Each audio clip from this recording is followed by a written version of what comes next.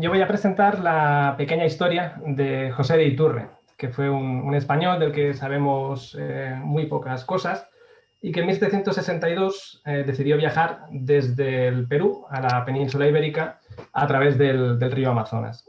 Se trataba de un viaje de varios meses, que todavía hoy supone una aventura considerable, y que en su caso llegó a ser una pequeña odisea, porque Iturre tuvo la mala fortuna de que Portugal y España entrasen en guerra justo cuando él estaba descendiendo el río Amazonas. De tal manera que cuando llegó a territorio portugués fue detenido, acusado de espionaje, y los portugueses le quitaron todas sus pertenencias y lo encerraron en un calabozo en la ciudad de Belém do Pará, ya en la desembocadura del Amazonas. Sí, como decía, conocí esta historia gracias a una serie de cartas que encontré en el archivo público del estado de Pará, en Brasil, antes de mi estancia de investigación, que realicé en la Pontificia Universidad Católica del Perú. Y desde aquí aprovecho para saludar y para dar las gracias por su generosidad a Margarita Suárez y a Miguel Costa, que fueron mis anfitriones en Lima y que se portaron muy bien conmigo. Entonces, como decía, conocía el caso de antes, pero decidí aprovechar mi estancia en Lima para investigar más sobre este personaje, del que tampoco se conocía, sobre su red de contactos en el norte de Perú, a los que dirigió estas cartas desde la cárcel, y de sus relaciones también con los misioneros en Maynas. El resultado fue una pequeña investigación que me sirvió para pensar en los dos espacios que realmente me interesan en mi investigación y que son dos espacios que están directamente vinculados con la noción de fracaso, que son las fronteras y la Amazonía, ¿no? Entonces, en ese sentido, voy a intentar presentar algunas ideas sobre la relación del fracaso con esos espacios. En cuanto a la frontera, el primero de ellos, la historia de Iturre, la historia de este viaje, creo que nos permite profundizar en la idea de frontera como espacio de redención para fracasos anteriores. Ya desde las primeras definiciones en la obra de Turner se ha tenido en cuenta la naturaleza de las fronteras como espacios de oportunidades y de promoción personal, donde un individuo puede abrirse camino en base a su propia determinación. En esa línea, y eso es lo que me interesa, las fronteras coloniales eran también un espacio donde se podía empezar de cero. Lugares donde se permitía una posibilidad de reinvención personal, lugares acostumbrados a la llegada de forasteros sin un pasado demasiado claro, como es el caso de Iturre, y con la voluntad de construir una nueva biografía que permitiera ocultar los fracasos anteriores. Y el caso de José de Iturre, bueno, creo que es paradigmático en este sentido. Parece que el español había tenido serios problemas con la justicia en la ciudad de Cajamarca y su viaje al Amazonas tenía mucho de huida. Un misionero amigo suyo escribió que le era preciso ausentarse y poner tierra por en medio por esta vía y por ese reino de Portugal para la corte de España. Al dejar atrás su pasado, Iturre aprovechó para redefinir su biografía. Se presentó en la frontera como noble de procedencia vasco-navarra, pero Manuel de Uriarte, que era otro misionero jesuita de Maynas, siempre sospechó que mentía y le sometió a un riguroso examen, concluyendo que ni sabía vascuence ni daba señales ciertas de Pamplona, que era su supuesta ciudad natal.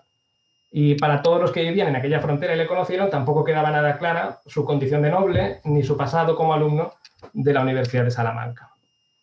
Pero, y esa es un poco la gracia del asunto, resultaba imposible comprobar aquellos datos en la frontera, donde Iturre encontró un nuevo oficio como escribano del gobernador de Maynas.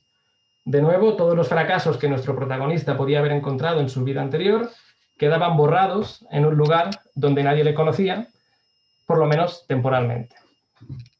Bien, si la frontera, como decía, es un lugar de redención, y esa sería su conexión como reverso con el concepto de fracaso, la Amazonía, que es el otro espacio que me interesa especialmente, acostumbra a ser representada como un lugar de fracaso, ¿no? Todavía hoy existe una visión estereotípica de la región amazónica como un lugar salvaje, opuesto a la civilización, que impide el desarrollo de los pueblos indígenas y el éxito de cualquier empresa.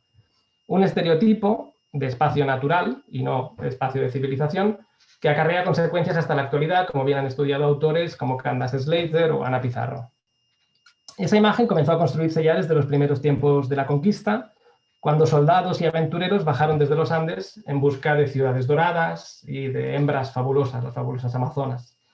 Sin embargo, todas esas expediciones fracasaron en sus intentos de buscar riqueza, y las crónicas del siglo XVI ya consolidan una imagen de una Amazonía exótica, sugerente, pero a la vez brutal, sobrenatural, un espacio de perdición, ¿no? Y la figura de Aguirre, Loco Aguirre, es también paradigmática de esa representación.